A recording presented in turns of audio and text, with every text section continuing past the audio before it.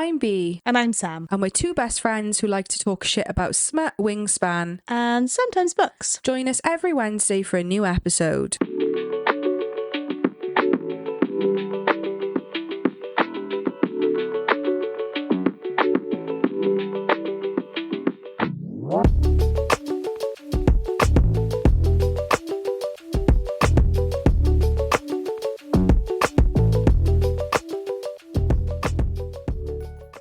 Welcome back, Smutterflies. Hello, Smutterflies. How are you? Happy Wednesday. Not happy Monday. Good job this doesn't go out raw. Yeah, we were just recording Patreon and we've made a decision to let our Patreons go out raw, our exclusive episodes. Raw! Next question. And yeah. It's raw! It's fucking raw! I love Gordon Ramsay. Same so much. I think I've watched everything he's ever been in, at least 62. I was literally watching the original series of Kitchen Nightmares, the UK one, the early 2000s one. I was watching it last night, fucking class. Anyway, well, what a opener. Hello. Hi. Yeah, it's another week. Happy 60th episode. Is it? Yeah, because I was editing last week's today, and I was like, I need to remember to say that in Tower Dawn that it's number 60.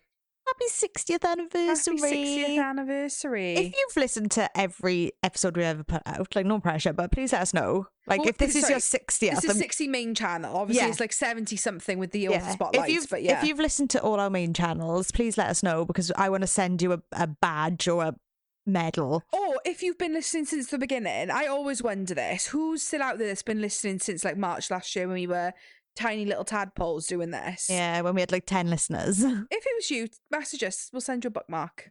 And a sticker. We've got some stickers and bookmarks. What's new? What's happening? As of when you're listening to this, we would have done our Akaten hosting. Yeah. Obviously, that hasn't happened yet. It's happening Wednesday. Do you know what you're wearing? I was going to wear one of my Akatar t-shirts, I don't know which one. I was thinking the same. And my, probably my denim midi skirt. Nice. Yeah, not too dressy, but yeah, no, nice-ish. I was thinking the same. I've got those Akatar clips, haven't I? Oh, yeah. And I was going to wear my necklace that I got us. I actually have Akatar earrings as well. Ooh. I know, very on brand. Very. I've put all the stickers into the bougie bag Callie Hart sent us.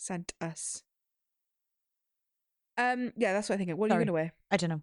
I think an Akatar t-shirt, maybe my one with all the Fat Boys wingspands. Yeah. Oh, yeah. Yeah. My snag tights, I don't know. Yeah, I wondered about that as well. I just don't know if it'd be a bit warm. Yeah. We had t-shirts though, didn't we? Yeah, but they're black and oversized, aren't they? I just think it'd be a bit, I don't know. We'll see. Sorry. Off topic. Anyway. Other than that, I've got no news. I'm reading the same things that I was last week.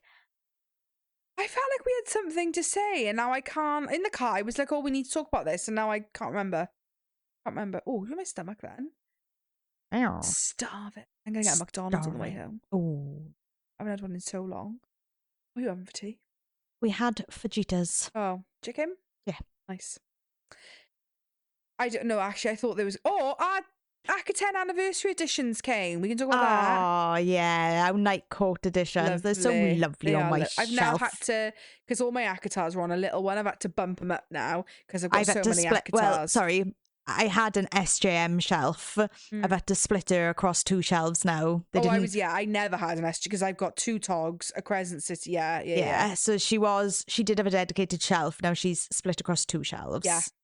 But I do have my light box of Aelin. Yes. Sits with Tog now, which looks nice. That's nice. Yeah. All my Akatars are together now because I had the original paperbacks and my first editions, and now I've got the Night Court, and I am going to probably for my birthday or maybe sooner get the hardbacks. Nice. Because remember I bought dust jackets to go with them, and I don't actually own the hardbacks, so I should probably buy them. Look at these dust jackets with no books to go on. I'll just put them on other books, other books that I don't really like. I don't like that one. Put an Akatar on when the moon hatched.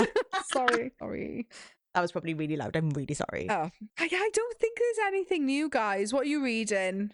Kingdom of Ash. Oh, yeah. I haven't started it yet, but I need to. Foxglove. Oh, you're still listening to Foxglove. I haven't listened to it since the last time we spoke. So Oh, guys, we're rubbish. we're rubbish. We're rubbish. I'm still going with Song of the Mark. No. Oh, fuck, I gave up on that. I need to finish that series, but I gave up on it. What am I thinking? Sunrise on the Reaping. Yeah. I just, for anybody who's read it, I just read or listened to chapter 18, and that's all I'm going to say. And I was literally sat on your drive crying. And I'm still reading Broken Souls and Bones, but I literally have like nothing left of it. Is it Bones or Bonds? Bones. Broken Souls and Bones. Not Bonds. I call it both. You're making me question it now because I'm like, you're making me crazy. I called it the wrong thing. I call it both. I just like flip between the two, and I don't actually know what it's called. No, Broken Souls and Bones. Okay, so that is coming as a main channel episode. Yes. And we have LJ back on. That'll be what's coming after Throne of Glass. So next week is Kingdom of Ash. Then we're doing Broken Souls and Bones, and then LJ to come back specifically to talk about Broken Souls and Bones. Yes. I've written myself a little list of what I want to read after I finish Kingdom of Ash. Yes. What's on my list? Deep End. Well, we're doing that for Patreon, yeah. Duskbound. Yeah. What else was on my list? I feel like you had I sent you more. stuff earlier, didn't I? And said, this is my list after we finish. Oh, Kiss of the Basilisk, in theory. Yeah, Kiss of the Basilisk. What else? Oh, it's gone right out to my head. I'm all over the place tonight, am I? I don't know. I can't remember. I know I've got bloody loads left to read. I need to read Rachel's Beta, which is going to be next. Then I need to Rebel on the Captive. Yeah. I need to read Dustbound, same as you. I need to read Deep End. I need to do Onyx Storm. Yep. And then I need to do Kiss the Basilisk. But then in theory, once that's done, I am done in terms of commitments. What we do after that, what I read after that, I just don't know. I want to read.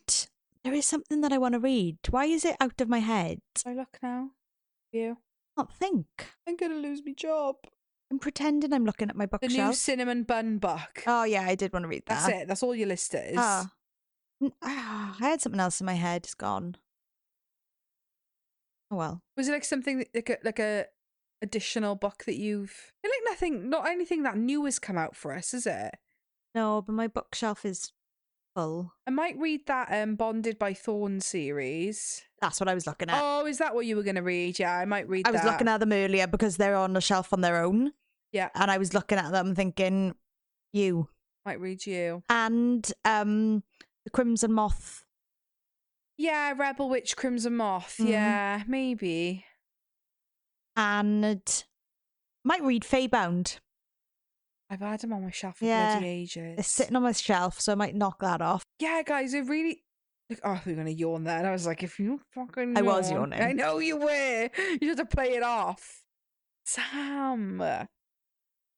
Don't know what's wrong with me. I think that's it. Sorry, guys. We're really boring right now. Been going on in our lives. Do you feel like sometimes like you've got loads of stuff coming out to read, and then I feel like recently it's been a bit of a dry spell. I don't know what it is. Time of year. It is the time of year. People do tend to try and release things before Christmas so that people have them as Christmas presents, and then like you build up now to summer when people release things for people's holidays and stuff. Yeah, so... I feel like anything else that we're pending is like end of the year now, isn't it really? We've got Amber v. Nicole coming on the 5th of August. Yes. It's been delayed. October. Oh, October, sorry. It's right, you're right, it's October. Brimstone, end of the year. Yep, November. Do you remember? Who knows, because we still haven't had an announcement for it. Makes me really sad. It should have been this time last year. Oh, was it? I'll wait forever for you, Pen. Anything else that we have like been reading and we haven't finished? What Lies Beyond the Veil? I didn't know this. Apparently, funny, I was talking to somebody about this like 2 days ago. Remember we read King of Battle and Blood by Scarlet and we quite liked the first one, and the second one was a bit meh. Yeah. The third one was due out like last week, right? And it was just like, it never came out, but that's when it was due out, right? And apparently like all over Scarlett St. Clair's Instagram, there's just been no mention of it. And now it's just been taken off Amazon and it's just never come out. But it was supposed to be due out in like May. That's a shame. You know what I do need to read, and I don't want to read it? Oh, but don't read anything you don't want to read. Is the last book in the prequel of From Blood and Ash.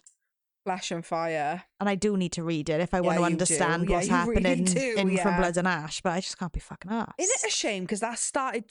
I was like, this is so much better than the main series. I was like, eating it up. Book 3 was a bit like, a bit sloggy. Oh my God, book 3 was such a slog. I finished it and I was like, I ain't fucking picking it. I bought book 4 as well. I had it ready to go and I was just like, you can fuck off. I absolutely gobbled 1 and 2. Yeah. Like, I've never read anything so quickly. I was like, oh my God, so good. Yeah, so I read them back to back, then went straight into book 3 and I was like, garbage. It's a slog, innit? I was just like, nothing's fucking happening. It just got so slow. And it reminded me so much of From Blood and Ash. It was as if she had like a blueprint. Yeah. And then she was just like, well, I'll just plug all these new characters into the old blueprint. Sorry. And that falls to the same mercy with pacing. Like, starts off so hot and then... I tell you what I do want to read, City of Gods and Monsters. I've heard good things about this, yeah. I've heard amazing things about this. I've heard really good things. Do you know what, actually? A lot of the things I want to read are on our Author Spotlight, funny enough, or have been Author Spotlight submissions. I want to read Shot in the Dark. I want to read Laura Carter's second book that she kindly gifted us. And the third. The third's out as well, isn't it? Third's out, yeah. I want to read... I can't remember. My mind, honestly, tonight. Yeah. Heads in the Shed. Really? So, Heads in the Garage. That's it, guys. We're really boring again. Sorry. I don't know why we're so boring. No updates. Got nothing to say, soz. I think it's just because Tog's consuming our life. It really is. Yeah. I don't think we were ready for how much it was going to consume our lives. Yeah, I agree. I was not prepared for that. Same. Anything else before we wrap up our intro? No. No, me either. Okay. So, Tower of Dawn. Yes, the least liked book by a far mile of any of the Throne of Glass fandom. It's the Marmite of Tog. And we're here to tell you you're fucking wrong for not liking it. We love it. We love Chaol. Like, I didn't need to reread it to stand firm by that. I would have said it with my chest before, but I say it with my chest even more so now. Yeah, and I just feel like if you, like, so many people are like, oh, skip that one. And I'm like, but you get so many revelations in it. So, like, how do you know anything? I can't understand being that invested in a series. And skipping a book. Like, we would obviously just talk about it in the intro, but, like, it's kind of the same thing. Like, in the Flesh and Fire series, although you didn't love the last one, you wouldn't skip a book. No. You wouldn't skip a book, would you? So, why now? I don't know why people have the audacity to do it. I really don't. And I'm all for DNFing, right? Like, protect your peace. I'm all for DNFing, but I just think it's crucial. Yeah. Like, just because it happens on a different continent to the rest of the story, it's still a required stepping stone in the Throne of Glass story. Well, otherwise, you're reading Emperor Storms and Chaol turns up with his pregnant wife. Well, and also, even if you just read the, like, highlights so you understand what's happened, because you have to. Like Nesryn and Sartak, you wouldn't have a fucking clue. Yeah, and also, like, we spoke about this in our Patreon debrief that we just recorded. Yes.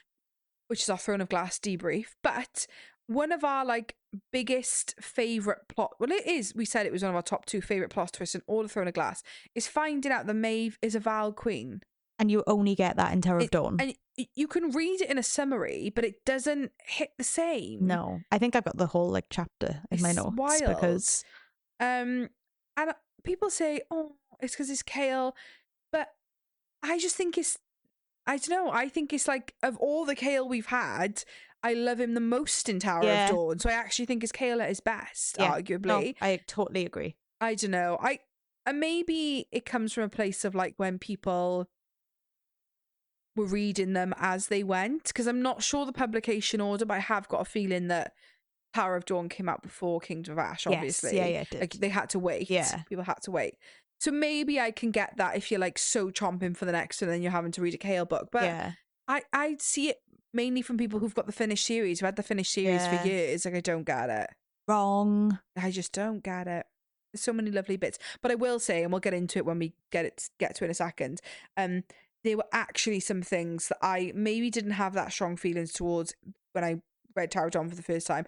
Having reread it, there are some characters that do my fucking Sweden in this. Is one of them Hassa? Yes. She is a bitch. And like, this isn't a spoiler for Kingdom of Ash, but they do feature in Kingdom of Ash. And it's not a spoiler because it's not like a thing. Even by the end of Kingdom of Ash, I was like, I still fucking hate you. Insufferable. Insufferable. Like, couldn't fucking stand her. Yeah. So I suppose starting at the beginning. Yes. This story follows Nesryn and Chaol go into the southern continent to see if the healers of the Torre can heal his back, because obviously he's hurt his spine. And it opens with them arriving at the royal palace and meeting Eurus, who is the current Khagan, and his children Argan, Sartak, Duva, Hassa, and Cashin. And we find out there was a sixth sibling, Tumlin. Yes. Tumlin, yeah. and she recently unalived herself. And Chaol turns up with a big box of jewels and gold and says, like, basically we're here to like petition for your help as well as, you know, see if somebody can heal me. And they're like, oh, fuck your jewels, you can keep them, we don't want them. Yeah. But if a healer from the Torre Cesme will help you, they can. But we're not getting involved, basically. Yeah. But he does stay with the royal family, yes, right? Like they do allow him stay to in the stay. palace. Him and Nesryn have their own suite but separate bedrooms. Yes. Yeah. So we start this book with them in a relationship or trying something out. Yeah, I don't know. It's a bit of because they kind of obviously it's mentioned, I think, in Queen of Shadows that like they've been having a physical relationship, but it's just kind of a distraction situationship. Yeah. But then a lot of Chaol's in a monologue at the end of Queen of Shadows when he gets attacked and he basically thinks he's dying is, oh, I can't keep all those promises I promised Nesryn. But I think you see, and I've forgotten how quickly you really, I kind of thought that their relationship starts to crumble the more you read Tower of Dawn, but they're not in a good place at the beginning of Tower of Dawn. Like, it's not. Well, he's really bitter He's about struggling being in the chair, and I do get it. Not that I've ever been in a wheelchair, but you can understand, because like he's used to being a warrior, and now like he's imprisoned really to a chair. His body and his like capabilities is his entire life. Like that's what is only worth to him. Yeah, and his physicality and his leg muscles are atrophying, so they're like wasting away. Yeah, so you can understand why he's a bit fucking mad at the world. Yeah, but also we get Yrene Towers back. I've written here, Yrene Towers is back, baby. I remember reading it for the first time being like, my jaw was on the floor. She still carries the note from Selena. It's in her pocket everywhere she goes.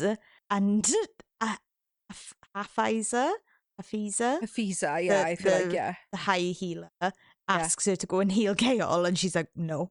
Yeah. She's fuming. Yeah.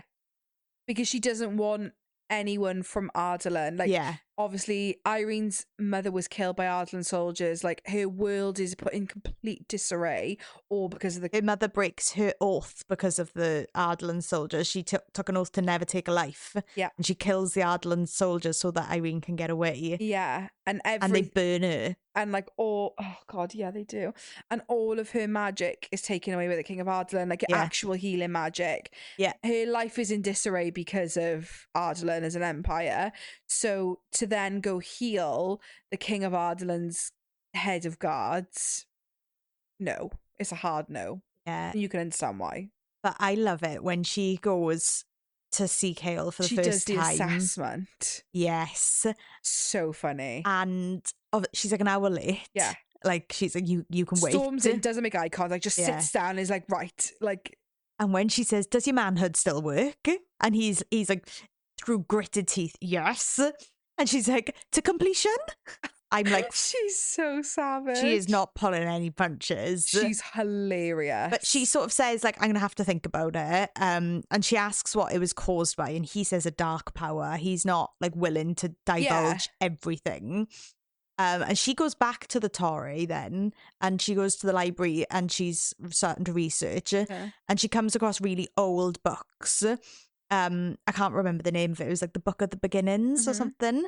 And she starts reading about the Valg and like this darkness. And she's like, is this what he was talking about when he said the darkness? Next thing, there's a dead healer. Yep. And she's been like, it's as if like the life has been sucked out of her. She says like she was like ashen. Yeah. And we know whose killing style that is, don't we? We do, but I also had like completely forgot that subplot. Same. That there was healers being killed. I didn't. And that there was Valg on the southern continent. That went straight over my head. I only remember like obviously this is jumping ahead, but like, you know, you would have either read Tower of Dawn like to be here.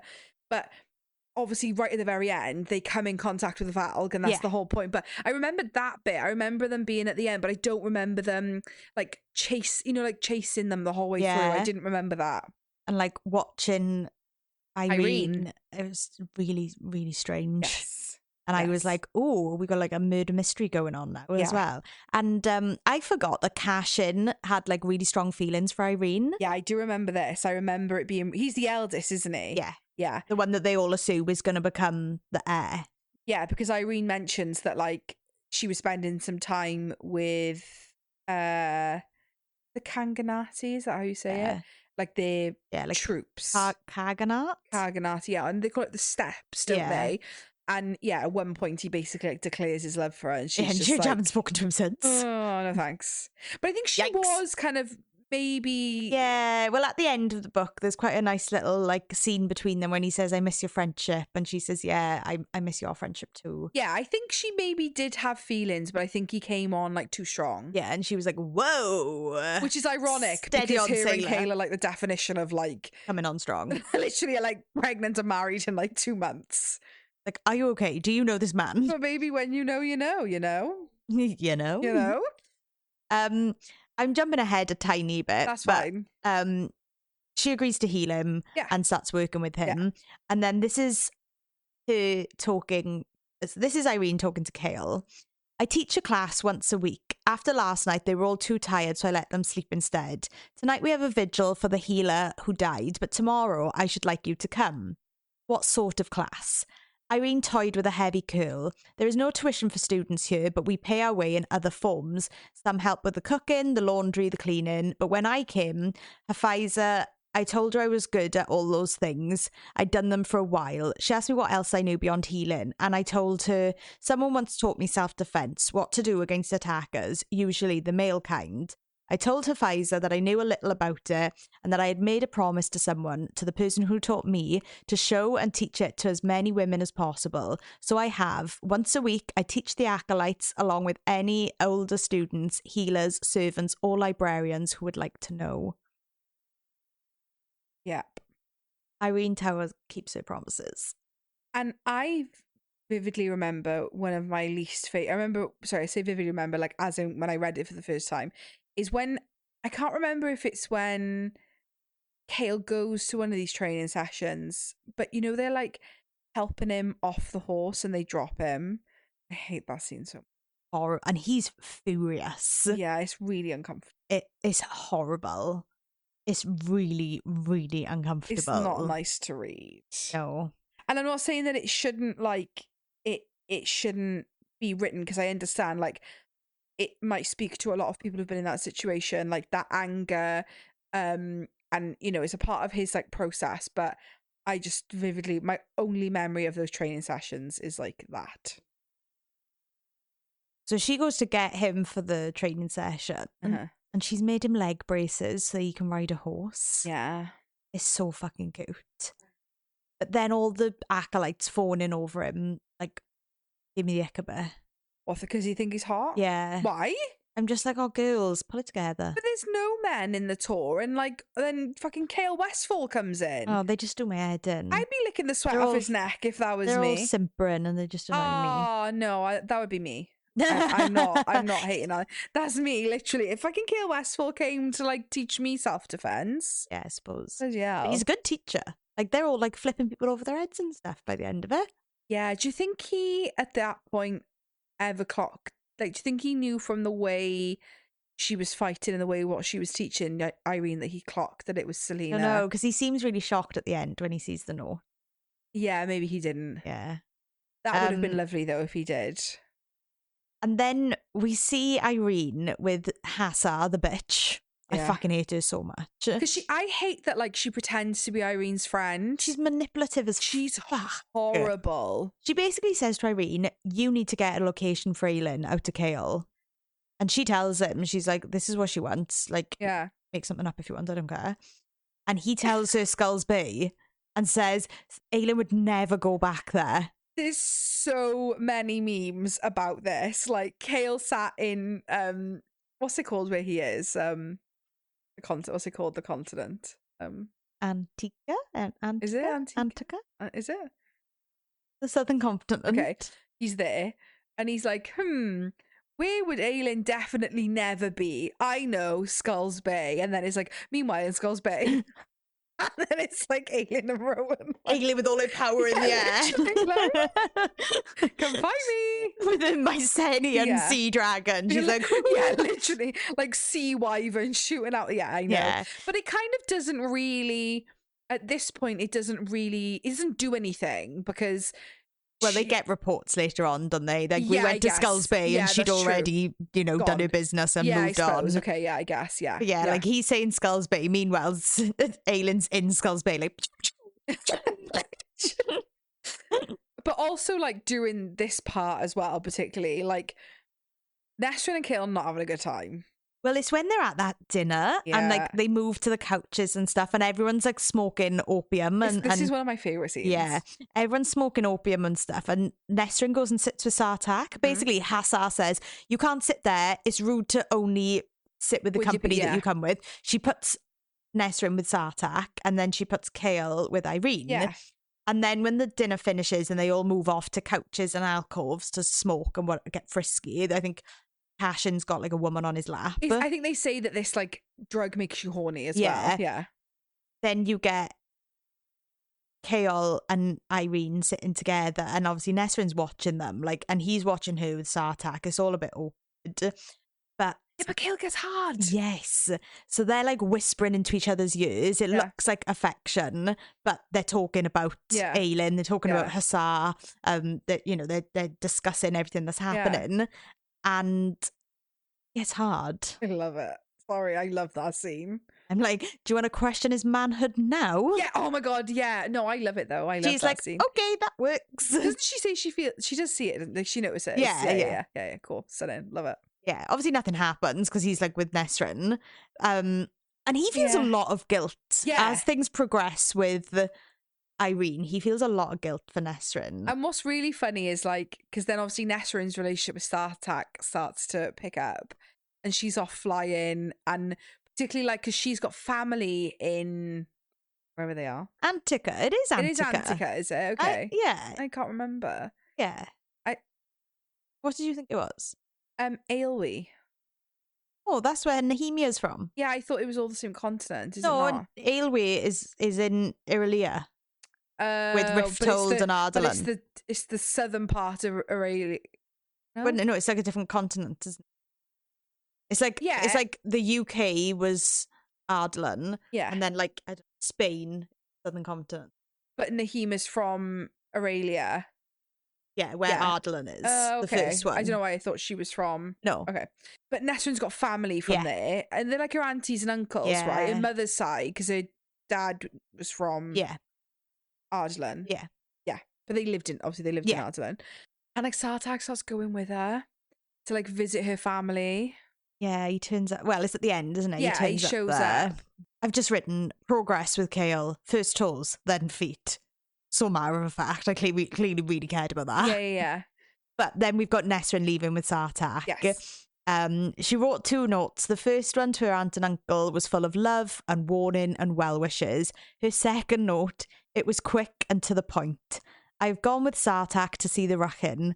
I shall be gone 3 weeks. I hold you to no promises, and I will hold to none of my own. But he still doesn't really get the hint, does he? He still thinks they're like... She basically wrote, I'm going to shag Sartak, do what you like. But he didn't. He was until right at the end. It's at the end of those 3 weeks, though, isn't it? Well, she stays for another 3, doesn't she? Oh, And then things fair, yeah. start to progress. But when Nesryn and Sartak leave to fly for the Khagan, they have to stop. It's a long flight, so they have to stop. And when they stop, they're sitting around like eating. And she's telling him of like the tales that they tell of like the southern continent back in Erilea. And he says, and what are the tales they tell about you, Nesryn Faliq? No one has any stories about me. Not even the story about the arrow that saved a shapeshifter's life, the impossible shot fired from a rooftop. And then he goes on to say, Neith's arrow, that's what my spies called you, what I called you until you arrived. Neith's arrow, the goddess of archery and the hunt, originally hailing from an ancient sand-swept kingdom to the west, now enfolded into the Khaganites' vast pantheon. I've got shivers. Oh, God. The fact that she'd heard of him and he'd heard of her. And, like, obviously this is jumping ahead, but, like, when we talk about Neith's arrow, we're talking about that big boat at the end. Oh, my God. Oh. All the shivers. Yeah, I got big shivers there.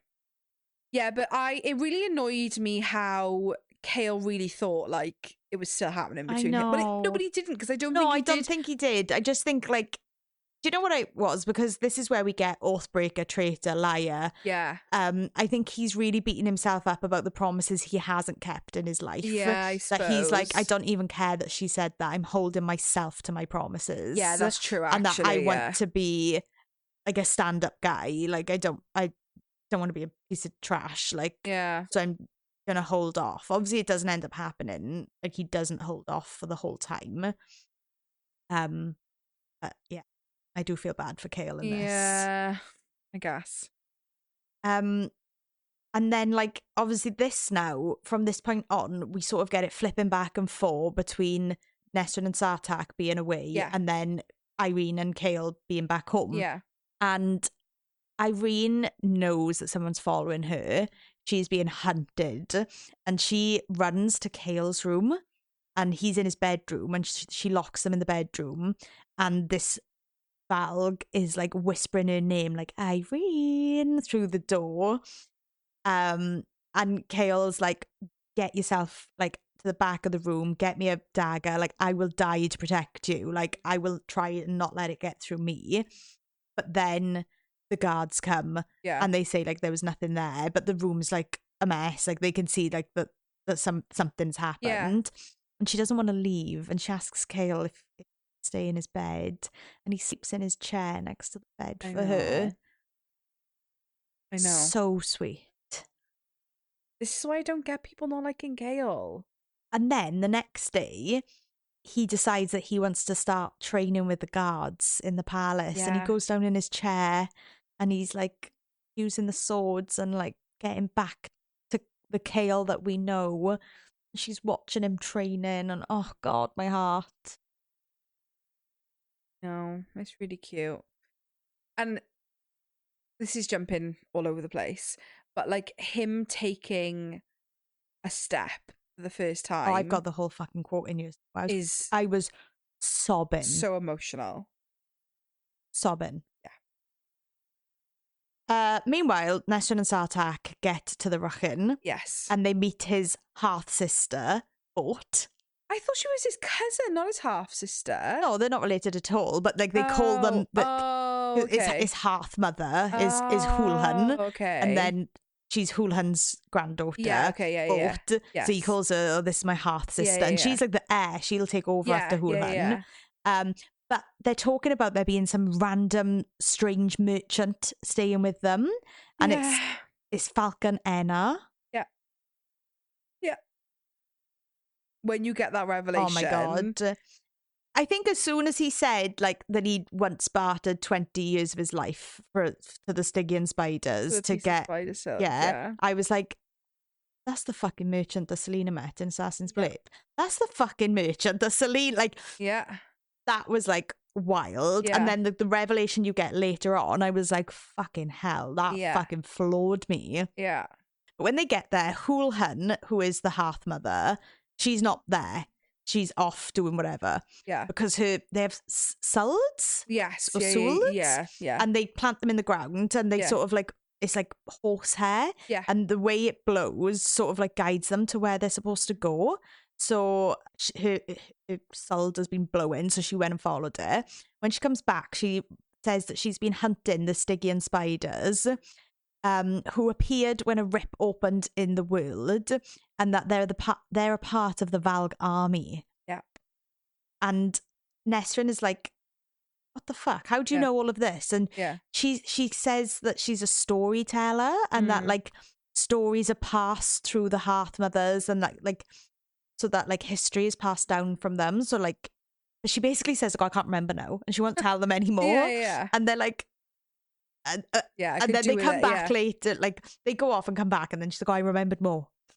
You're a fucking liar. Yeah. But basically she says to Nesryn and Sartak, fly Kadara out to the abandoned Fae outpost and see what you can find, but it's rigged with traps because the Fae completely rigged it out with traps. So they're like, okay, cool. There's loads of steps like spiraling down, and they're like chucking rocks down, and there's like bolts flying out and different things. So they make it to the bottom. They're in the dungeon and they're trying to read stuff, and there's like writing that they can't understand. And a spider drops down onto them and says, it said, look up. Yep. So then they're battling with this fucking huge spider that's come to kill them. And they're saved by a grey wolf. And they get out, and the grey wolf leads the spider out of a different entrance and like is basically ready to sacrifice its life. Yeah. And then Kadara swoops in and kills the spider. Lo and behold, it's Falcon. Yeah. He's a shapeshifter. Yeah. And he came to help them as a wolf. Yes. And we know one other shapeshifter. The next thing that happens after this is Chaol walk in, and I thought I had the quote, but I don't. So basically, they're having a massive fight, him and Yrene, and she's about to walk out the door, and he's like, don't you dare leave. And he takes a step towards her, and then she's just goading him. She's like jumping. He hasn't clocked it, but she has. He thinks they're actually arguing, and he's apologising because she's crying, and he's apologising, stepping closer, and she's stepping away, and like sort of like they're like dancing around each other at this point. But she's doing it to keep him walking, and then he kisses her. Yeah. That kiss is so lovely. It is lovely. It is lovely. And like he's not healed. No, but it's an improvement. Yeah. And like she says, like, we've got work to do, but like you can use a cane now and like your muscles will get tired and you might have to use the chair sometimes. But like there, like you're able to stand on your feet, which is amazing. Yeah. And that kiss. No. Going back to Nesryn and Sartak, they're telling stories around the fire. Yeah. And the Hearth Mother scanned their faces, golden and flickering with the flame, and asked, what of a tale from Adarlan instead? All eyes had turned to Nesryn and Falcon. The shapeshifter winced. I'm afraid mine are rather dull, he considered. I did have an interesting visit to the Red Desert once, but he gestured as much as he could to Nesryn. I should like to hear one of your stories first, Captain. Nesryn tried not to fidget under the weight of so many stares. The stories I grew up with, she admitted, were mostly of you all, or of these lands. Broad smiles at that. Sartak only winked. Nesryn ducked her head, face heating. Tell a story of the Fae, if you know them, Bort suggested, of the Fae prince you met. Nesryn shook her head. I don't have any of those, and I do not know him that well. As Bort frowned, Nesryn added, but I can sing for you. And she sings all like tales of Adarlan, and like, it's just lovely. Yeah, and I'm sure it says like Sartak's eyes are lined with tears when she sings one of them, because she sings like a really like sad song, and then she sings like an upbeat song, and she sings loads of songs for them. Oh, it's I love really them sweet, so much together. Really, really sweet. And then another clan of Ruckan riders turns up because of this Stygian spider thing. And there's another like young rider there, and him and Bort are just like at each other's throat. She calls him a bastard. She spits on the floor in front of him. Like, they are heated, and then they leave. And Falcon says, that young captain, Yrene, you seem to know him well. Boat scowled. He's my betrothed. So funny. And like she basically says like there's like an annual games or something, and he tried to like sabotage her so he could win, but she like saw what he was going to do and she beat him. And then the next year, rather than just beat him, she sabotaged him and beat him, like even though she knew she could just beat him anyway, just to get him back. Like she does something back to him. The relationship between those two, really funny, hilarious. For such like a short amount of time that Bort is in this, she's wonderful. One of my favorite characters. She is wonderful. Yeah, she's stunning. Yeah, that. But it's like an arranged marriage, right? Yeah, like, I thought so. Yeah, to like strengthen they're not called clans, but I'm calling them clans. No, I think they are called clans. They? Yeah, I think they are. Okay, that's all right then. I'm sure. Yeah, it's called the clan. I'm sure they call it the clan. Like when they refer to the riders, I'm sure that's what they call them. And then we get this passage, and I think it's the first time we see Chaol being a bit sneaky and being a bit like Adarlan in his ways.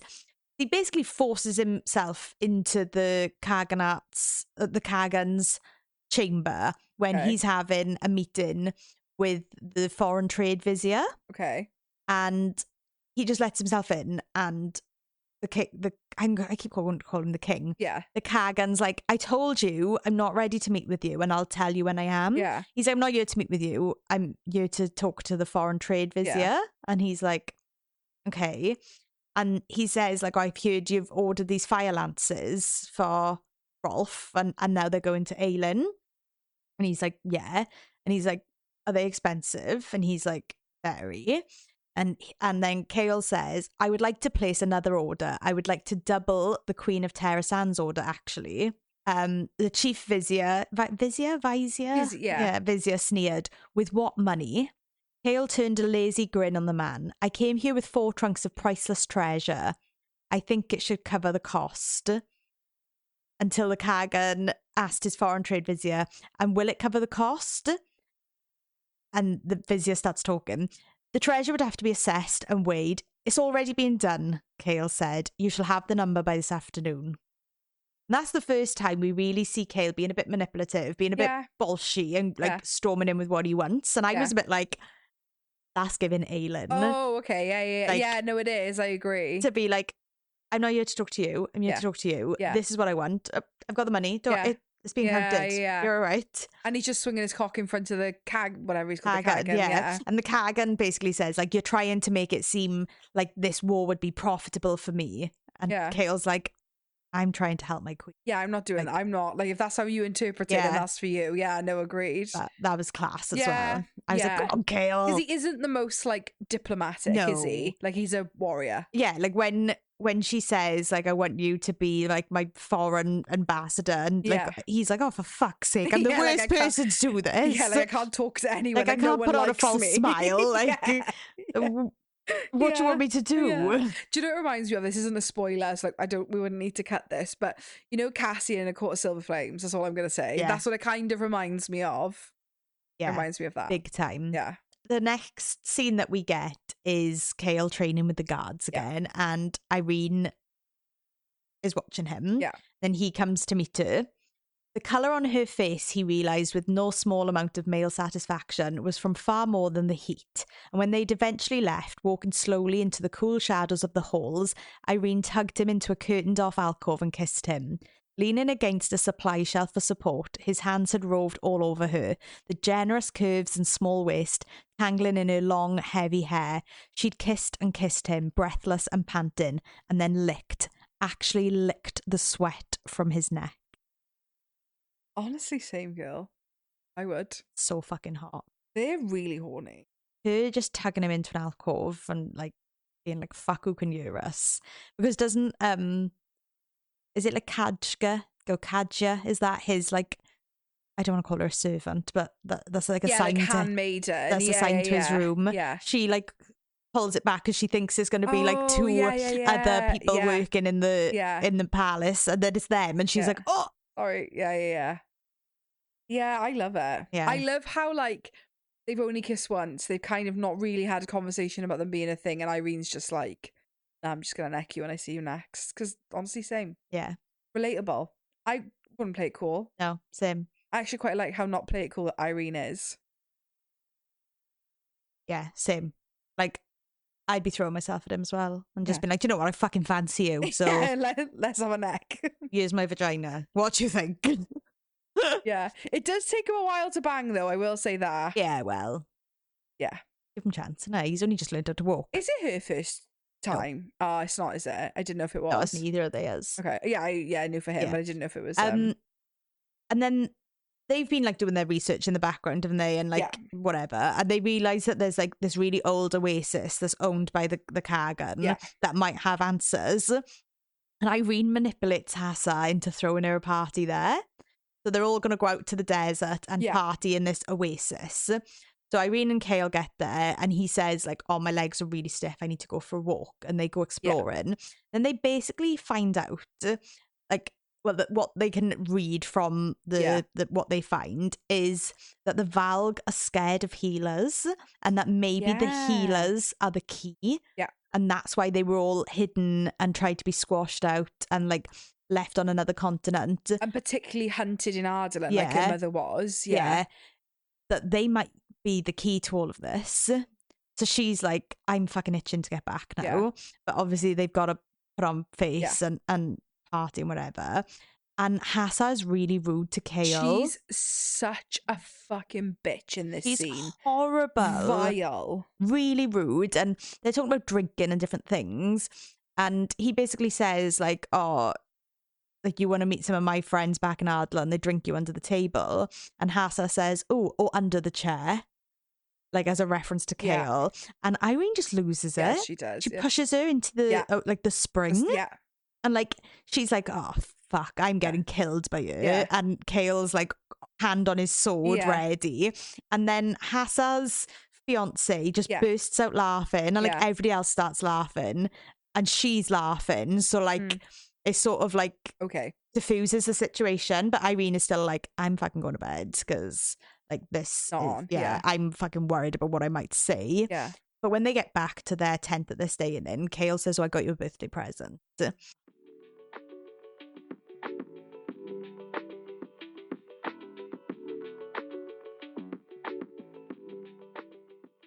I'm Brooke. I'm Cammie, and we do Throne of Glass deep dives over at Bookish Realms Pod. Okay, next up we have Tower of Dawn. So, throughout Tower of Dawn, obviously we know that Yrene is trying to like cure Chaol of the little like Val creature inside of him.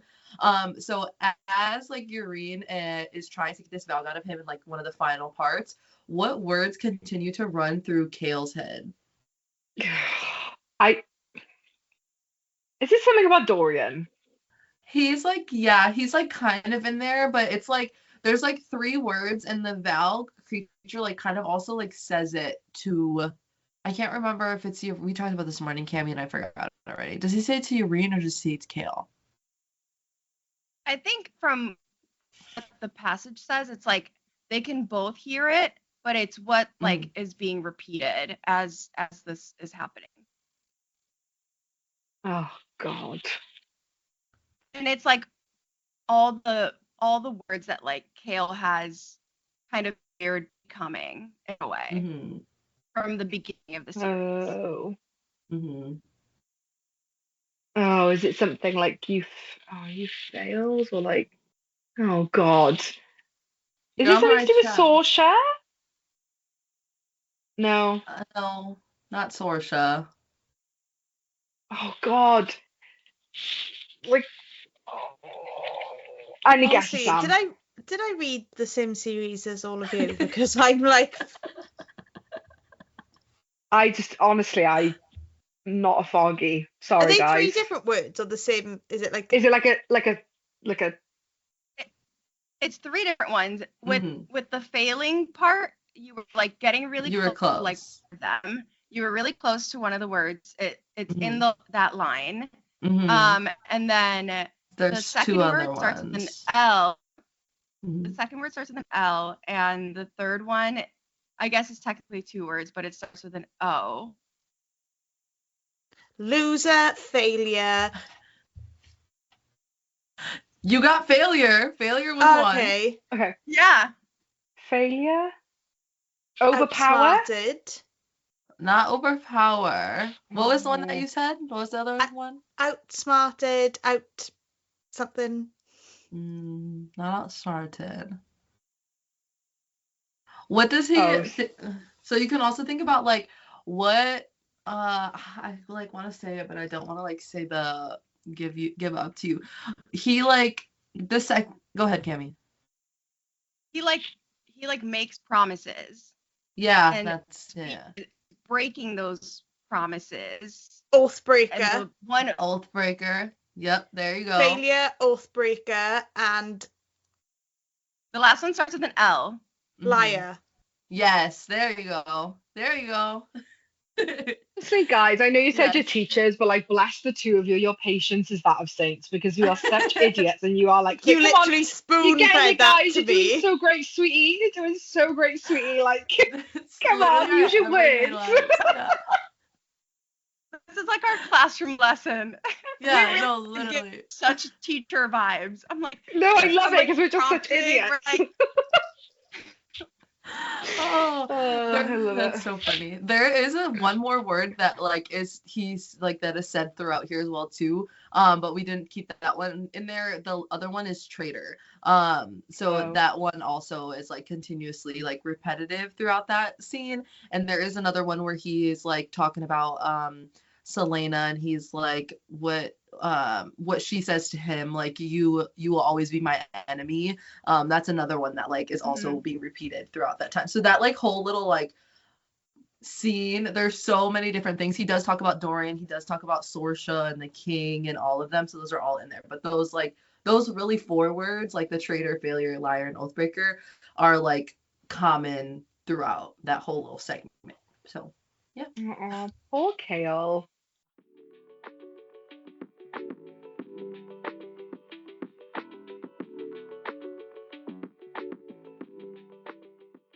In the lantern light, the silver locket shimmered and danced as she lifted it up between her fingers, eyes wide. I can't take this. You'd better, he said, as she lowered the oval locket into her palm to examine it. I had your initials carved onto it. Indeed, she was already tracing the swirling letters he'd asked the jeweller in Antica to engrave on the front. She turned it over to the back. Yrene put a hand to her throat, right over that scar. Mountains and seas, she whispered. So you never forget that you climbed them and crossed them, that you, only you, got yourself here. She let out a small, soft laugh, a sound of pure joy. He couldn't let himself identify the other sound within it. I bought it, Chaol clarified instead, so you could keep whatever it is you always carry in your pocket inside, so you don't have to keep moving it from dress to dress, whatever it is. Surprise lighted her eyes. You know. I don't know what it is, but I see you holding something in there all the time. Oh, God. And then they end up banging. It's a lovely bang. It's lovely. And then while they're like laying in the darkness in bed, she tells him, she tells him about the nameless woman who helps her in the pub. Yeah. And then she tells him about the note. For wherever you need to go and then some, the world needs more healers. That's what I keep in my pocket, that little scrap of paper, what's now in here. Yrene tapped the locket. I know it's silly, but it gave me courage. When things were hard, it gave me courage. It still does. Chaol swept the hair from her brow and kissed it. There is nothing silly about it, and whoever she is, I will be forever grateful. Me too, Yrene whispered as he slid his mouth over her jaw and her toes curled. Me too. Oh, God. Him saying, whoever she is, I will forever be grateful. Little does he know it's Aelin. Oh, it makes me so emotional. So then we get the flip. Yep. From this lovely little bang and declaration of the feelings. tent out in the oasis. Yeah, lovely. To Sartak and Nesryn being hunted by the Stygian spiders down in this like gap. Like a ravine, Yeah. And they try to like run through like a crack in the mountainside, and Sartak gets stuck. Yeah. And he's basically like, go, go, go. And she's like, no, we can get you through. She's trying to pull on him. He's like, Nesryn go. Yeah. And she won't leave him go, that like they're having back and forth. His dark eyes met hers. There was no fear in them. Sartak said to her, clear and steady, I heard the spy's story of you, the fearless Balruni woman in Adarlan's empire, neath Arrow, and I knew. Nesryn sobbed, tugging and tugging. Sartak smiled at her, gently, sweetly, in a way she had not seen yet. I loved you before I ever set eyes on you, he said. Please, Nesryn wept. Sartak's hand tightened on hers. I wish we'd had time. A hiss behind him, a rising bulk of shining black. Then the prince was gone, ripped from her hands as if he had never been. I am going to say this isn't a tepid take, this is a hot take, but I mean, we're full of them. Yeah. Yeah. I think of all the decorations of love in all of Throne of Glass, that is the best. Neath Arrow, I loved you before I ever set eyes on you. I'm sorry. You can take your Rowans, and like I wouldn't say take your Dorians because I don't think Dorian ever has like a declaration of love, so I don't think you can hold him in the same category. I love Chaol. I love Lorcan. Yeah. But that, I'm sorry. We skipped over this which is fine, but because we're talking about Nesryn and Sartak, there's a quote where I can't remember the exact conversation of it, where Sartak says to Nesryn, like, oh, you need to, go with your lover, and she's like, oh, I won't be all night or something, and Sartak says, like, I certainly would take all night. Sartak, are you a risking? But again, like, we've never met Sartak before. No. And we've had very little of Nesryn. Yeah. They are by far up there for me in terms of couples. That's only a few lines, right? I'm sorry, people can get mad about this. Rowan has reams and reams and reams of fucking dialogue, and none of it hits like that does. Yeah. I loved you before I laid eyes on you when I heard about Neath Arrow. Oh, I'm beautiful. Sorry. I want someone to love me who hasn't even met me yet. Whoever you are out there, let me know. That's like so emotional. Yeah, it's beautiful. But I remember reading that for the first time and being like, fucking dead. Yeah, oh yeah. I just met him and you've killed him off. I know, like I was fuming. Nesryn gets captured because she goes looking for him because she can't leave it. And she's sort of like thinking they're just going to tie me up and whatever.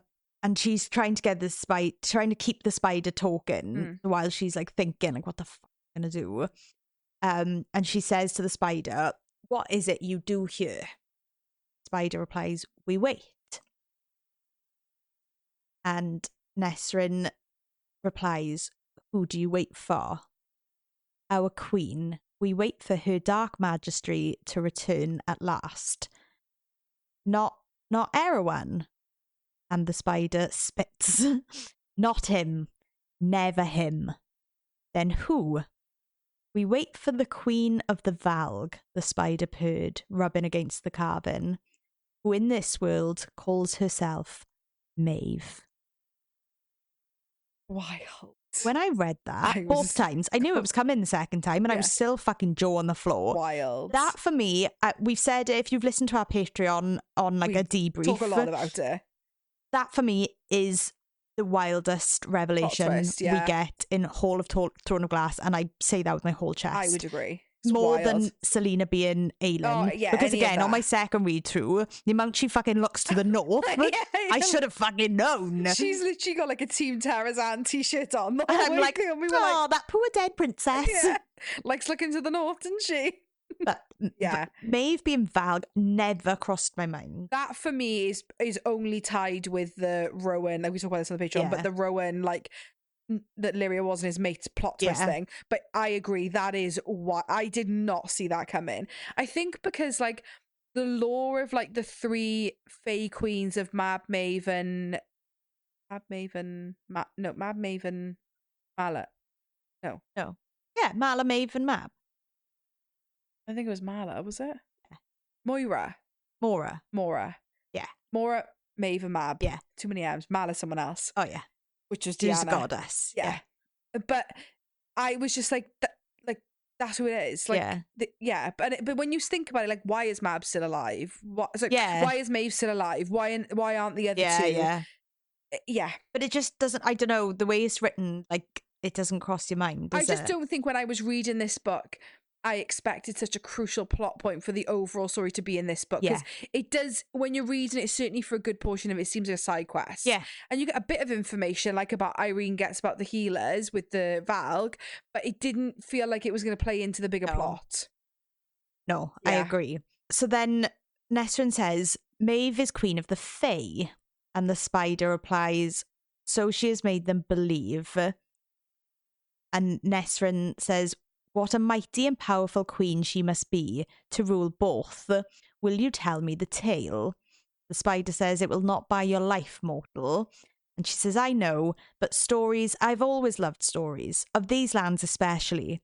Wind seeker, my mother called me, because I was always drifting where the wind tugged me, always dreaming of those stories. And here the wind has taken me, so I would hear one last tale, if you allow it, before I meet my end. And the spider says, consider it a gift for your boldness in even asking.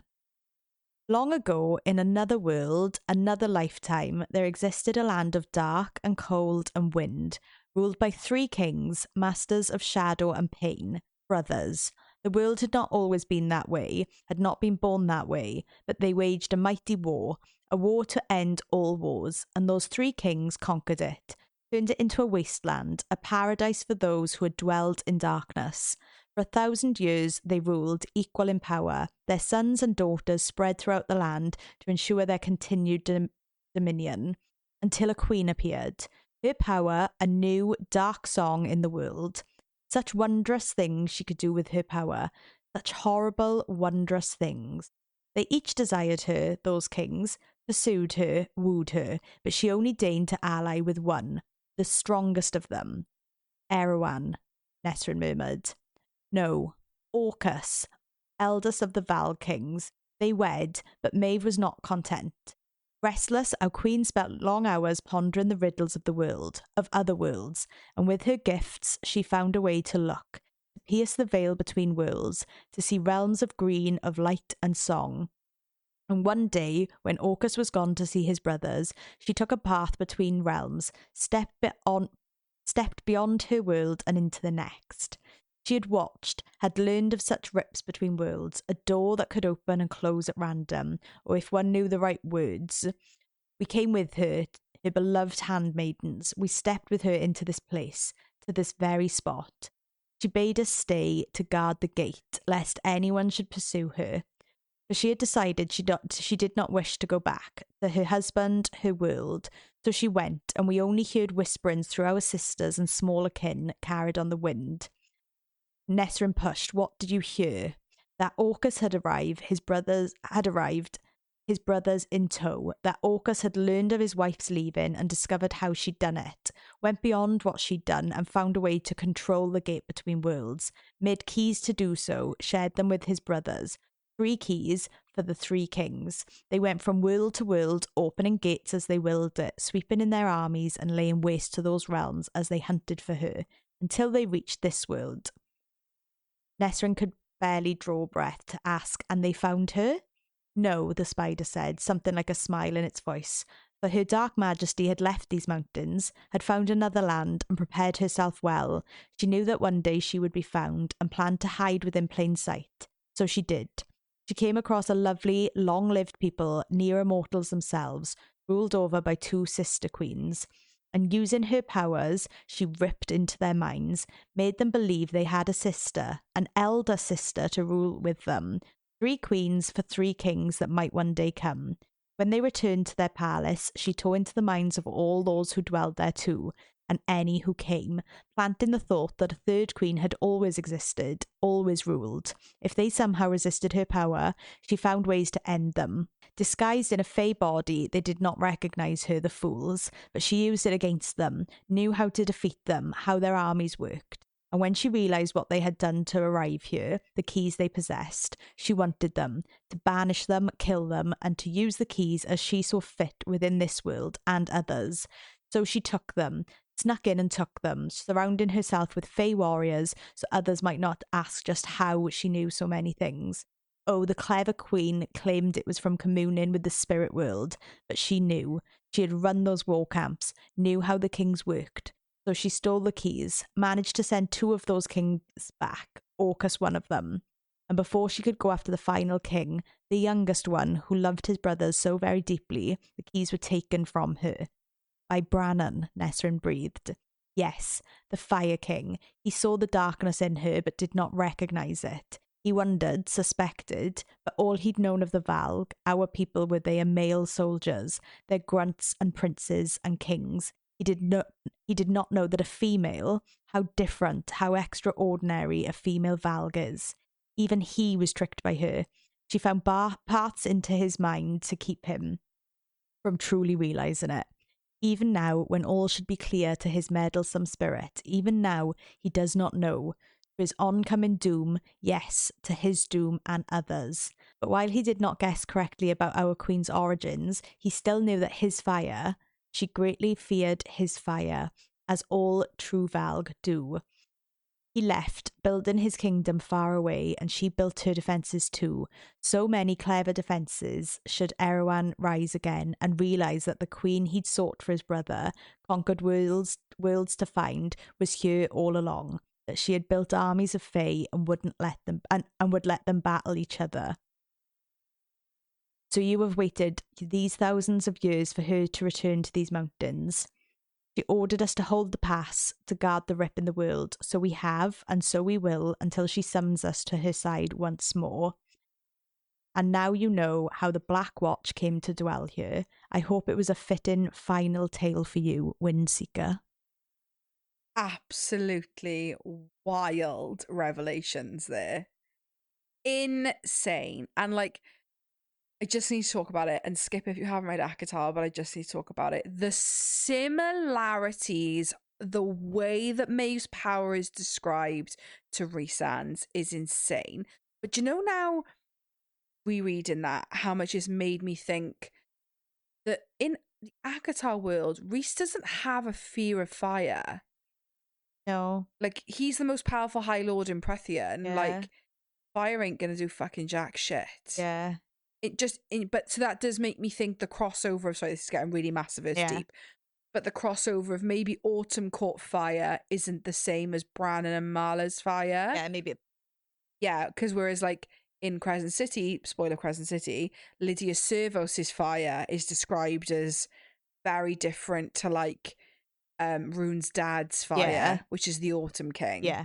Sorry, just felt like I needed to. No, and I think Crescent City, spoiler, the way that it describes the Valg kings going from world to world is like the Astrai. Yep. Hmm. So does Sarah just write similar stories, or is there a massiverse going on? Well, I personally think that the Astrai are Valg princes. Yeah, I agree. I think the 3 Valg kings exist in Erilea. I think Rhys is a descendant of a Valg prince that went to Prythian. Yeah. Yeah, and I think the Astrai were princes. Fuck knows about Amryn. Still haven't got to that. Yeah, I can't work that out, I'll be honest. Yeah. But, yeah. So while all that is happening, while that spider is telling that story, Falcon is in Nesryn's pocket as a mouse, and he gets out and he shapeshifts into a Stygian spider and basically comes in and says, sister, like, huge swarm of Ruckans are coming. So she leaves, so he buys them time, and basically they start fighting and he thinks he's going to die. So he turns to her, to Nesryn, and he says, a favour, Captain. When I was 7, my older brother sired a bastard daughter off a poor woman in Rifthold, abandoned them both. It has been 20 years since then, and from when I was old enough to go to the city to begin my trade, I looked for her. Found the mother after some years on her deathbed. She could barely talk long enough to say she'd kicked the girl out. Did not know where my niece was, didn't care. She died before she could give me a name. If she survived, if she has grown, she might have the shifter gift too. But it doesn't matter if she does or does not. What matters, she is my family, all I have left, and I have looked for her for a very long time. Find her. My fortune, all of it, is for her. And I may have failed her in this life, but not in my death. God. Because then the penny starts dropping. Yeah. He could be talking about Lysandra. Well, I think for me at this point, I was like, there's only 2 shifters that we know. Yeah. yeah, you wouldn't make him a shifter and then go, oh, do you know that other shifter you know? Yeah, nothing to do with it. Not her. Completely other random girl from Rifthold was the exact same backstory. Like, yeah, like, yeah. Then when that penny starts dropping, it's like, fuck. Wild. Yeah. Wild. Absolutely insane. So, going back to Antica, Chaol and Yrene leave the Oasis early. They get back and Chaol's room has been trashed. All the books have been stolen. Like, everything's upside down. So Yrene is like, okay. Like, because the Book of the Beginnings, whatever it was there. So she says, I've still got the scroll because she hid it in one of Chaol's boots. Yeah. So she says, let's go to the Torre and we'll ask Hephaestus to have a look at the scroll. So Hephaestus like, oh, I'll think about it. I'm unsure. There's like a locked book in a like, glass cupboard. And she's like, I'll think about it. So Yrene starts working on Chaol's back and she realizes that the Valg is like a parasite that she can pull out of him. So she's in, like, it sort of describes that she goes into it and she can see a black mass and like Chaol's wrapped up in like all his memories. So she sees him like being bullied by his dad. She sees him like leaving his family and she can see all of that. And when she's in there, she like sort of communicates with this parasite type thing. And she refers to Chaol as the man that she loves. And then this is afterwards then, once he's woken back up and whatever. He says, you said something down in that pit. You said that you loved me. His stomach clenched. Don't feel obligated to. Chaol silenced her with that steady, unruffled look. Is it true? She traced the scar down his cheek. She had not seen much of the beginning, had only broken into his memories in time to see that beautiful dark-haired man, Dorian, smiling at him, but she had sensed it from who had given him that recent scar. Yes, and though her voice was soft, she meant it with every inch of her soul. The corners of his mouth tugged up. Then it is a good thing, Yrene Towers, that I love you as well. From the moment you walked into the sitting room that first day, I think I knew even then. I was a stranger. You looked at me without an ounce of pity. You saw me, not the chair. Oh God, I love him so much. It's so sweet. Imagine fucking skipping this. I know. Skipping this book. How dare you? I know. And just like, I just think you see such a different side of Chaol. You see such a soft side of Chaol. It's bloody lovely. I love them. So Hassar walks into his room then, and he's with Yrene, and she's like, oh, you two look comfortable. And she says, thanks for the tip. Like, we found Aelin, but it was too late. Maeve's armada caught up to her, and he's like, oh, fuck. Chaol says, how many ships? All of them, Hassar said, hand on the door. All of Wendlin's armada came she says that another armada came to help him, commanded by Crown Prince Galan himself. Turns out, Hassar mused, as if it were a passing thought, there are quite a few people who think highly of her and who believe in what she's selling. Which is what? Yrene whispered. Hassar shrugged. I assume it's what she tried to sell me when she wrote me a message weeks ago asking for my aid from one princess to another. Chaol took a shuddering breath. What did Aelin promise you? Hassar smiled to herself. A better world. Oh. But what a cunt. Oh, ding, ding, ding. Sorry, I think that's 13, I think. It's 13.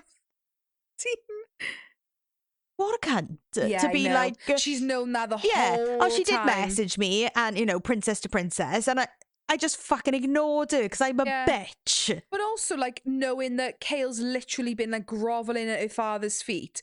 Just not even to talk about it, just to have just to give him the time of day to speak about it. And she's like, did have the option to, like, intervene. Like, you don't actually need my father's approval because she's written to me directly. Yeah. I technically have enough sway that I can say yes. And when I read for a better world, I just thought, you know what, fuck it, because I'm a miserable little bitch. Literally. Whose life can I make miserable today? So much. Such. Ugh. So Yrene goes back. Yrene and Chaol go to the Torre to catch up with Hephaestus and see what she thinks. She's not in her room. the lock, the key that's usually round her neck is like wedged under a door, and Irene's like, she would never take this off. They're asking everyone where she is, nobody knows. So they run down to the catacombs, and they're running through the catacombs. A tomb and a trove, and at the very back, rising up on a towering dais, Yrene let out a small sound at the sight of the gagged and bound healer on high, seated on a golden throne. But it was the woman standing beside the healer, a knife resting on her round belly that made Chaol's blood go cold. Duva, the Khagan's now youngest daughter. She smiled at them as they approached, and the expression was not human. It was Valg. I know. I never saw that coming. Me either. She was so meek and quiet and pregnant. Yeah. That I was just like, oh, she's boring. Yeah. I'll just forget she exists. Yeah, it's so rough, innit? So rough. I remember like my jaw being on the fucking floor. Me too. I'm just being like, I know. You really didn't expect any of those characters to be a thing. No, because like, and we've said this all along, like book 3, she's introducing new characters. Book 4, she's introducing new characters. Now in book 7, and we're getting new characters, and they're characters that have come to play. Yeah. Like, they're not characters with inconsequential lines. They're not like extras in a TV programme. Well, in Duva in this, albeit it isn't as long of a build-up, but, well, I suppose it is because it's one book. Duva in this is as much of like a plot point as Dorian was being possessed by the Vatican Queen of Shadows. Like, it's kind of the same thing. Yeah. Wild. So then the Valg inside Duva says, "Don't you want to know how? I'm sure you'll tell us anyway," Chaol said. "These tunnels run right between the palace and the Torre.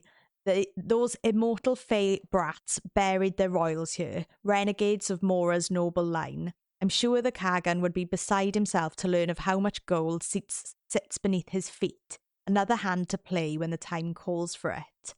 I was waiting for you to figure out it was me. When I destroyed all those precious books and scrolls, I thought you'd certainly realise I was the only one who hadn't gone to the party. But then I realised, how could you suspect me? Lovely, gentle Duva, too kind to even be a contender for the throne." A snake smile. "Do you know Hassa tried to take the ring first? She spied it in the wedding trove sent by Parrington and wanted it, but Duva snatched it before she could." She held up her finger, revealing the broad silver band, not a glimmer of wordstone.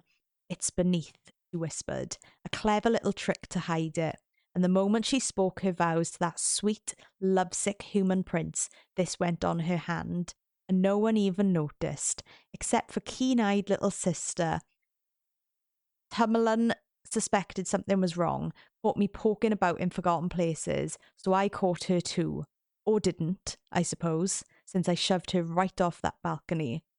Such a wild, impetuous princess, prone to such moods, I couldn't very well have her go into her beloved parents and whining about me, could I? "You bitch," Yrene snapped. "That's what she called me," Duva replied. "Said I didn't seem right." "You should have heard how she screamed, Duva, how Duva screamed when I pushed the brat off the balcony. But I shut her up fast enough, didn't I? She again brought that knife up to her belly and scraped over the silk fabric." "Why are you here?" Yrene breathed. "What do you want?" "You." Chaol's heart stumbled at the word. Duva straightened. The Dark King heard whispered that a healer blessed with Silber's gifts had entered the Torre, and it made him so very, very wary. "Because I can wipe you all out like the parasites you are?" "Why do you think Maeve has hoarded her healers, never allowing them to leave her patrolled borders? She knew we would return. She wanted to be ready, to protect herself. Her prized favourites, those Doranel healers, her secret army. How clever those Fae were, who escaped her clutches after the last war. They ran all the way here, the healers who knew their queen would keep them penned up like animals, and then they bred the magic into the land, into its people, encouraged the right powers to rise up, to ensure this land would always be strong, defended, and then they vanished, taking their treasures and histories beneath the earth, ensuring they were forgotten below where their little garden was planted above. To give those Maeve did not consider important a fighting chance should Erwin return. So noble, those renegade Fae.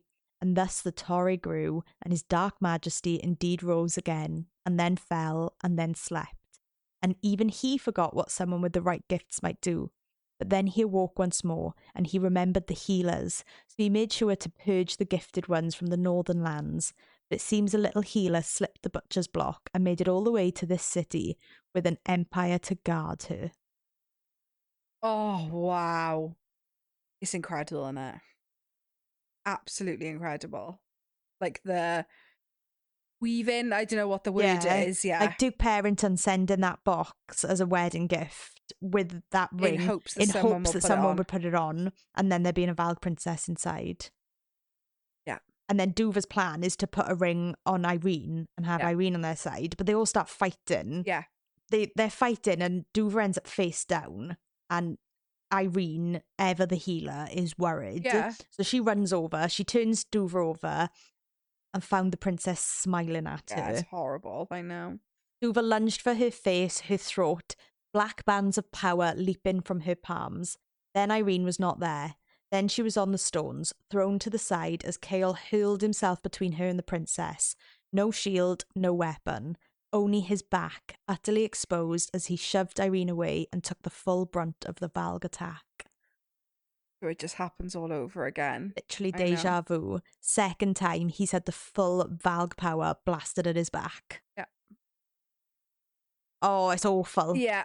It's absolutely awful. Yeah.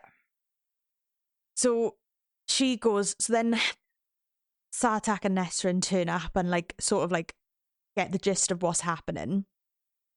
And Yrene is trying to heal him, and there's a voice talking to her, and it says there must be a cost. And Yrene says, I will pay it.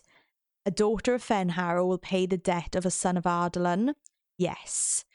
You offer this of your own free will? Yes. With my entire heart. It had been his from the start anyway.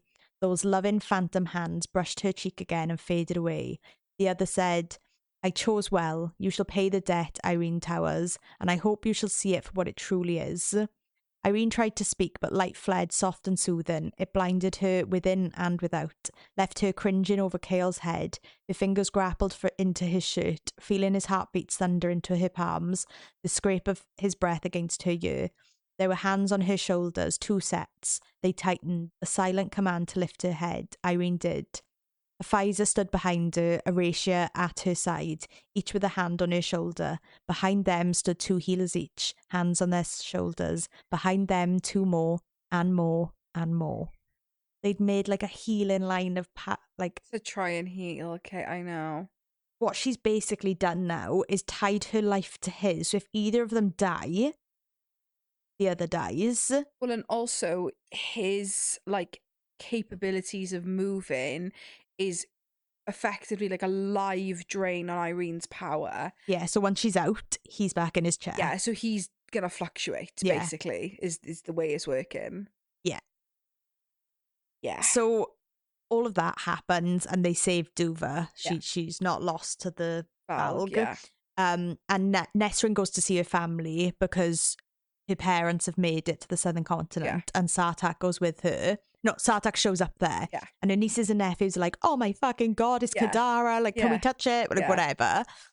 And he says to me, he says to me, you, yeah. He says to Nesryn, basically, I've told my father I'm going to marry you. Yeah, and she's like, "What the fuck?" Yeah.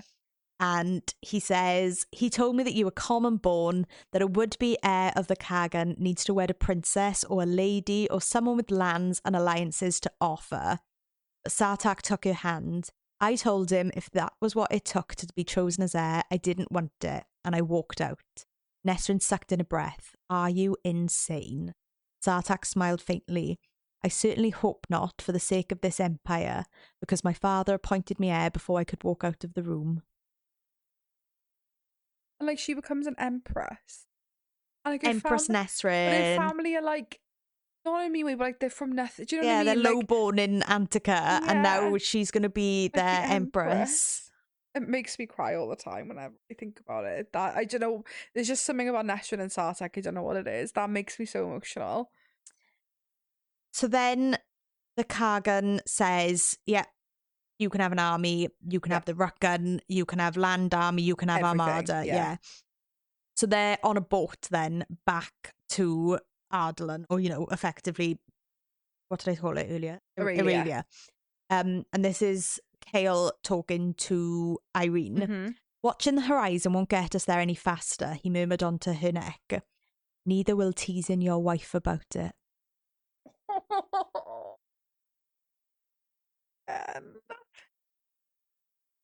And then he calls her Lady Westfall, and her internal monologue. Yrene snorted, as she always did at the title, but Chaol had never heard anything finer.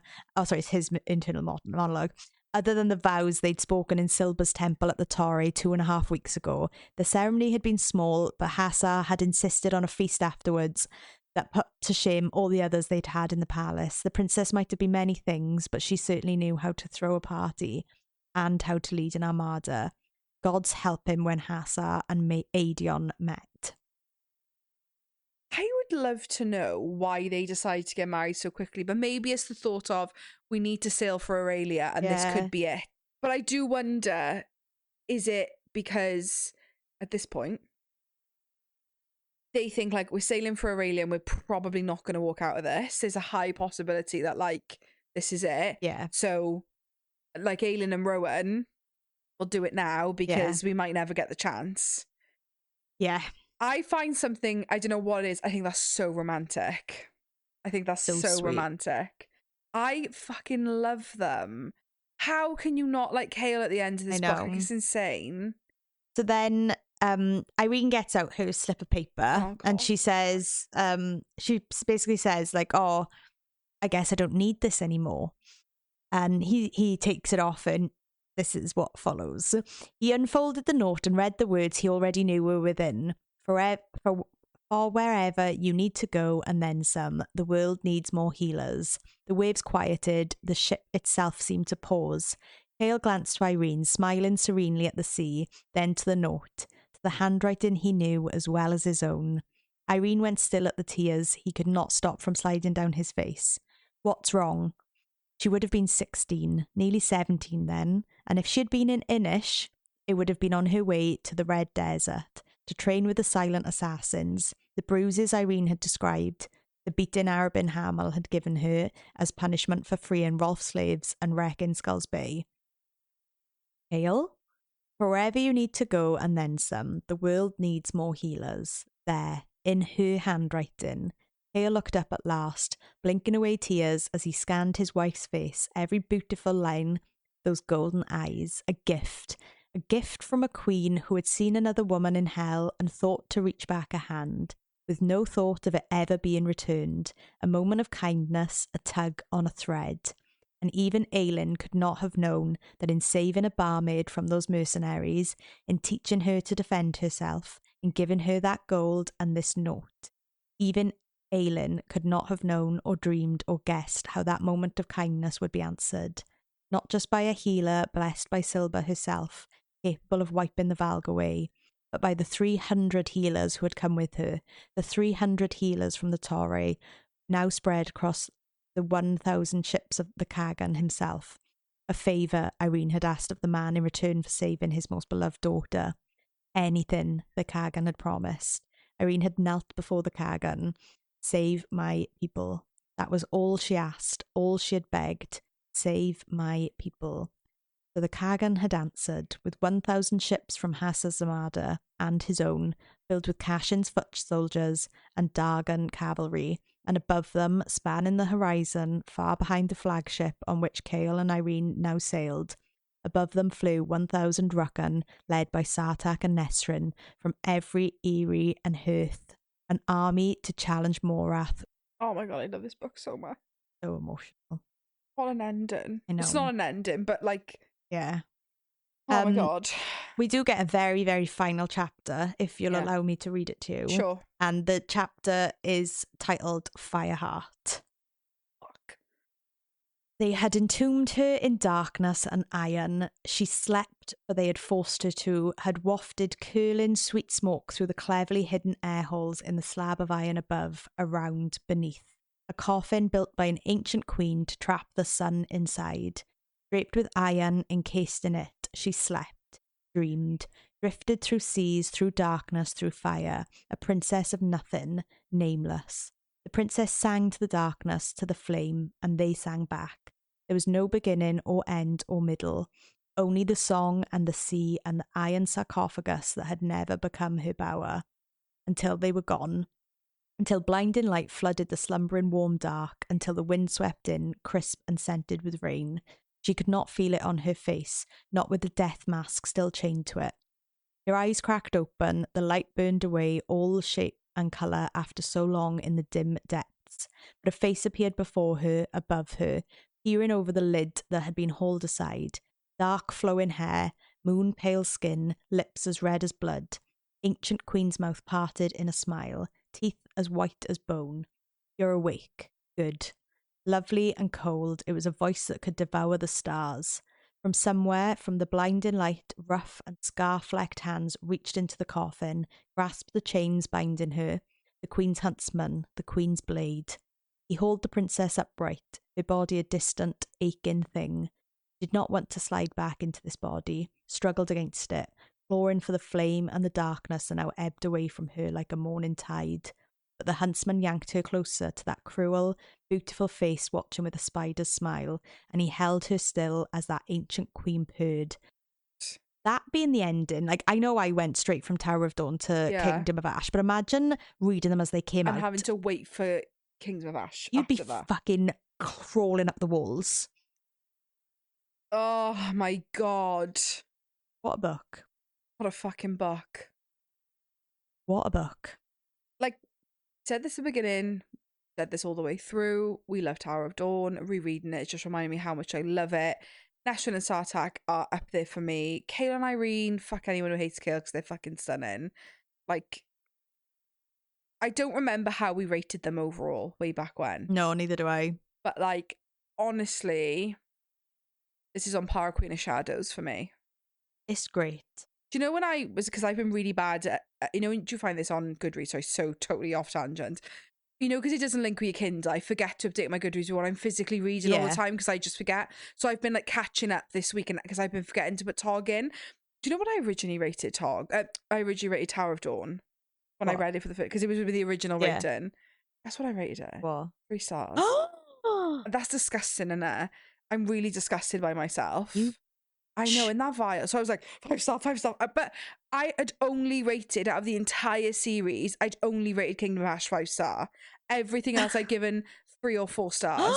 I know, it's appalling. Queen of Shadows was 3 star. I know. No. I don't know who I was. Do you know what? I was so I don't know who I was. I don't know who I was. Do you know what? It wasn't me. I was so early in my book. I was in my book reading career. This is my job. I'm a full-time smut reader. But I was so early in that I just don't think I was like at peace with, because I didn't give any of ACOTAR 5 stars at the time. Oh, okay. So I just don't think maybe I you was had to like vibe with it first. I don't think I knew what because I had nothing to compare it to. What was a 5 star? But then I think the more you read, you reflect and go, actually, 5 star, 5 star, 5 star. I think doing something like this and like getting to talk to somebody, you know, 100%. Like you finished Throne of Glass and just went, oh, okay. Whereas I finished Throne of Glass and I was like, B, Mavis Valk, B, Aelin and Selena, B, blah, blah, blah. Like I had somebody to talk to, but you never had that. So I do think talking about the books you've read either makes you love them more or hate them more. Agreed. Because I loved Iron Flame until we sat down to talk about it. It's so bad. And I was like, that's the most confusing book I've ever read. It was really fucking confusing. I'm sorry. It was so fucking confusing. But I do think having the opportunity to speak with somebody about the books that you're reading makes you love them more because they'll point stuff out. I'll be like, oh, B, like, what about this? And you're like, oh, Sam, that was this person, that's this, and that's connected to this. So I think it makes you like more excited when you can talk to somebody afterwards. Completely agree. And I'm going to say something really embarrassing, but like, I'm just going to say it. So I read ACOTAR, Crescent City, then Throne of Glass. So when I finished Throne of Glass, I'd finished the Massiverse. I didn't clock on to any crossovers in the Massiverse. None of that key shit, none of that world walking shit, none of it. Like, I didn't connect the dots. I was only understanding, this is a spoiler for ACOTAR and Crescent City for like a few seconds, the ending, because at that point, ending of Crescent City to crossing over into ACOTAR. Yeah. None of this did I like, and but there's things that happen in Kingdom of Ash that are like screaming in your face obvious. Like, I mean, so it was only then I didn't, it was before we spoke. Like, I started going on Book Talk and then I would see it. But yeah, the smart people online got it. Everyone else's theories, not my own. But yeah, if I'd have just been in my own little bubble reading, I have no brain. How I think I'm going to write a book series, I don't know, because I have no brain. None of it. So yeah, I agree. Talking about them has made me have such a deeper appreciation for them. Absolutely. And an appreciation for the writing, because snaps. Oh, snaps. Oh, we're one more. Penultimate episode. Just Kingdom of Ash to go. Yep. I'm sad. But I'm also so ready. I'm ready for the end. Yeah. I think we'll have tears next week. Yeah, I will cry my fucking heart out, I can tell you that. I do think we will have tears, and then we'll be moving on to LJ Andrews. I don't think there's been a week where we haven't cried. No. I think we were accurate in our assumption of 8 weeks of crying. We have literally cried for 8 weeks. Love that for us. But then Broken Souls and Bones is coming the week after Kingdom of Ash. Yeah. And then LJ's coming on to talk about Broken Souls and Bones. Yeah. And then after that, who the fuck knows? It's gonna have to be a palate cleanser. Yeah, we need a meeting. We need to sit down and do some planning. Yeah. Because we need to plan a good chunk. Yeah, especially with like holidays and stuff over summer. Yeah. We need to get ahead of the game. We do.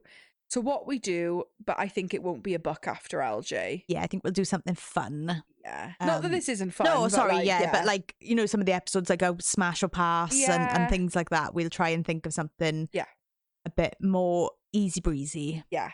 And then maybe jump back into something else after that. Yes. Are we done? I think so. Oh. Thanks so much for listening. Follow us on TikTok and Instagram @apod of Smut and Wingspan. See you next week. Bye.